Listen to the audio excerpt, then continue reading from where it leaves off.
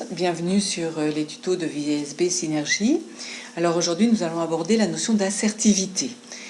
Compliqué comme terme, hein. On est sur de la communication, c'est comment dire les choses finalement sans blesser, hein Bruno? C'est ça. Est-ce que tu peux nous expliquer ce que c'est? Je vais essayer en tout cas. Alors, l'assertivité, ça concourt effectivement à éviter trois types d'attitudes qu'on rencontre couramment. Et soyons clairs, les uns les autres, qui n'a pas jamais été pris en flagrant délit d'agressivité avec l'autre, de manipulation ou voire de soumission, hein. La soumission, c'est ne pas toujours dire la vérité aux gens. Parfois, c'est nécessaire. Alors, l'assertivité, c'est une attitude qui s'appuie sur ce refus-là. On a un slogan qu'on retrouve dans l'assertivité qui consiste à dire on n'est ni hérisson, c'est l'agression, ni paillasson, c'est la soumission, mais à l'unisson. C'est-à-dire essayer de créer du lien de façon authentique pour dégager des forces, des liens de communication, une fluidité dans les rapports humains, dans les contacts, qui soit la plus productive possible. Oui, il faut essayer d'être cool finalement. Oui, soyons cool, absolument. Et puis savoir dire les choses calmement. Alors, pour être assertif, comment procéder? Eh bien, déjà, savoir utiliser « je » plutôt que « vous ». Je, c'est vous parler en votre nom au lieu de dire vous, qui va déresponsabiliser et surtout être accusateur.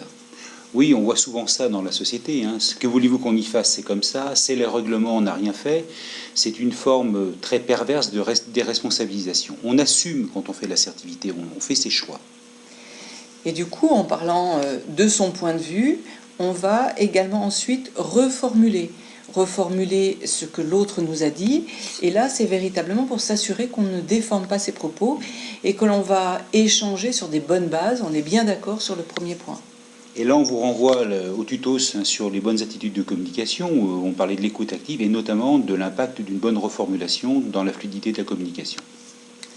Tout à fait. Et du coup, si on veut effectivement être sur quelque chose qui soit indiscutable, irréprochable, eh bien, il faut partir des faits et être sur des choses véritablement concrètes et factuelles qui vont être difficilement discutables. Et ensuite, une fois que les bases sont posées, ce qui est important, c'est d'essayer de trouver un accord. Et donc de chercher une solution, et ce qu'on appelle souvent l'accord gagnant-gagnant, la position OK+, on est ensemble. Dans ce cadre-là, on s'envoie des signes de reconnaissance positive. En d'autres termes, OK+, ça veut dire je suis conscient de mes capacités, de mes valeurs, de ma capacité à communiquer, mais le second OK+, ça signifie je t'accepte dans ta différence, je t'accepte dans ta capacité, je suis capable et tu es capable avec moi de créer un lien et un dialogue. Et effectivement, on finit par avoir les relations qu'on mérite. Au bout d'un moment, vous savez, il n'y a pas de miracle. Donc lorsqu'on construit de l'agressivité ou de la soumission ou de la manipulation, eh bien par retour de bâton, on subit les mêmes foudres de guerre. Alors, prenons un exemple, hein, c'est peut-être une manière plus vivante de l'exprimer. On a tous eu, j'imagine, des apprentis, des stagiaires. Prenez le cas d'un tuteur qui se plaint, hein, et beaucoup de tuteurs se plaignent de leurs stagiaires, qui lui donnent régulièrement des rapports incomplets. Prenez le terme rapport en termes de travail incomplet. Et le problème, c'est que ça lui prend du temps, il doit passer beaucoup de temps à corriger, à recadrer les choses. Il est excédé, on est dans la sensation, le sentiment de colère. Et donc, l'idée, par l'assertivité, c'est de mettre fin à ce fonctionnement qui ne fonctionne pas, c'est le cas de le dire. Donc, l'idée de reformuler, c'est quoi? C'est d'exprimer en besoin et non exprimer sa colère. Il a le droit d'être en colère. Mais le travail à faire, c'est le suivant. On vous a mis une phrase qui peut servir d'ancrage. Xavier, j'ai lu les dossiers que vous avez traités, il y a de nombreuses fautes.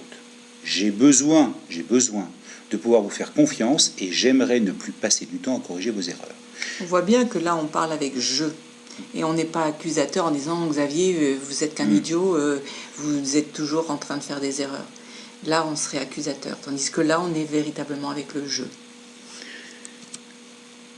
Deuxième partie, on va proposer des pistes de travail, des actions. Je vous propose de travailler sur une procédure de contrôle qui vous permettrait de vérifier et de corriger vous-même vos dossiers avant de me les présenter. C'est-à-dire qu'on est sur une proposition qui est à la fois acceptable et négociable de part et d'autre. Après, les contours de l'acceptation se discutent, se négocient.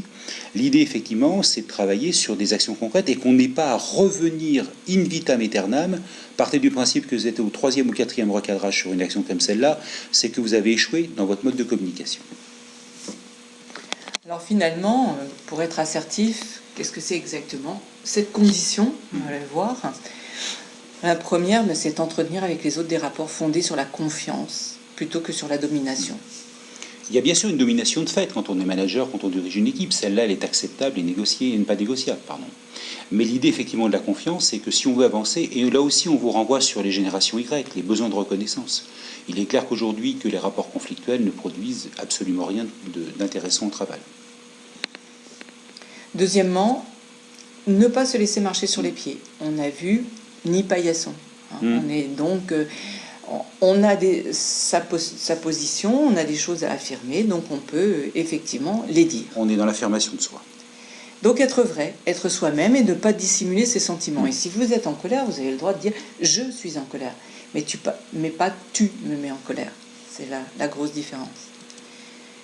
Donc maîtriser son environnement, maîtriser ce qui se passe autour de soi et ne pas se laisser déborder. Et jouer carte sur table, négocier sur les bases d'objectifs précis et clairement affichés. Plus vous serez clair sur ce que vous acceptez ou ce que vous n'acceptez pas, plus ce sera facile de pouvoir ensuite justement discuter. Rechercher les compromis réalistes en cas de désaccord, et puisque justement la négociation, la discussion que vous avez où vous devez être assertif, c'est d'en sortir de cette difficulté, ce désaccord. Donc rechercher des compromis et plutôt sur, bien évidemment, la base de l'intérêt mutuel plutôt que sous la menace. Et c'est vrai qu'une négociation, elle s'établit sur un juste équilibre entre la somme des concessions et des contreparties accordées. Donc l'idée de l'assertivité, c'est que ça permet aussi également de rééquilibrer les rapports. Finalement, c'est être à l'aise dans ce face-à-face et de ne pas être en difficulté devant un conflit sous-jacent et être suffisamment bien dans ses baskets pour pouvoir aller de l'avant et aller rencontrer l'autre.